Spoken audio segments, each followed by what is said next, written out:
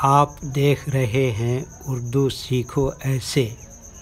आज आप सीखेंगे हिंदी का अक्षर ज, जिसे आप ज से जग या जग भी बोलते हैं।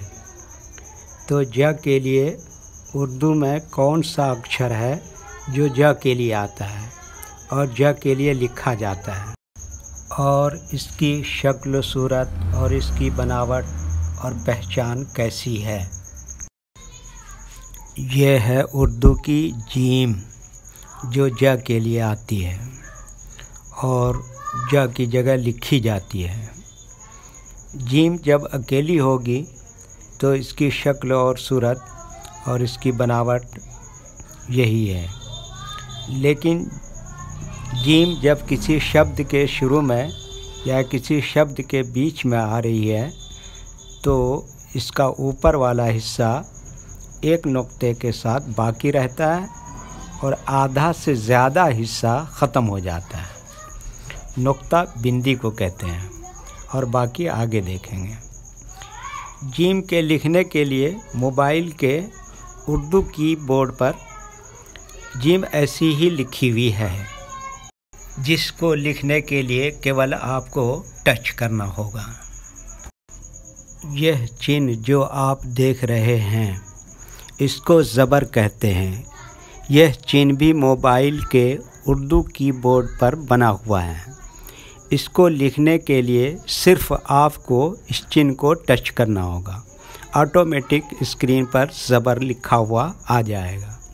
चूँकि उर्दू के सारे अक्षर साइलेंट होते हैं, जब तक इस पर ज़बर, ज़ेर या पेश नहीं लगेगा तब तक पढ़े नहीं जाते।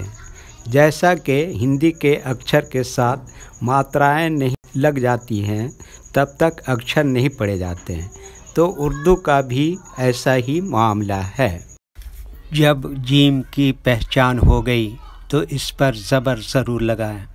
अगरचे ज़्यादातर उर्दू बोलने वाले बगैर ज़बर के ही ज की जगह इस्तेमाल करते हैं, जो कम पढ़े लिखे और नए उर्दू सीखने वालों के लिए परेशानी की वजह होती है कि इसको ज पढ़े या जू पढ़े या जी पढ़े। इसलिए ज़्यादा अच्छा है कि हम इस पे ज़बर लगाएं। ज़बर हमेशा अक्षर के ऊपर ही आता है। आपने पीछे ये हिंदी का अक्षर ज, इसके लिए उर्दू में क्या है, जीम है ना। तो उर्दू में इसके लिए क्या है, जीम। ये है। और ये लिखा कैसे जाता है उसके बारे में ये देखिए, ये जीम आधी लाइन के ऊपर आधी लाइन के नीचे लिखते हैं, ये इस तरह से। ये क्या है, जीम। अच्छा, जीम के ऊपर जब तक ज़बर ज़ेर पेश नहीं लगता है तो इसको जा, जी, जू तीनों पढ़ सकते हैं। तो बेहतर यह है कि हम इसके साथ है ना ज़बर जोड़ते हैं। क्या जोड़ते हैं, ज़बर। ज़बर इस चिन्ह को कहते हैं। ये क्या है, ज़बर। जब ज़बर जोड़ दें तब जाके ये क्या होगा, ज। अच्छा, ये तो जीम का फुल शक्ल है। और जब ये कभी है ना जीम पूरे लिखते हैं और कभी हाफ लिखते हैं।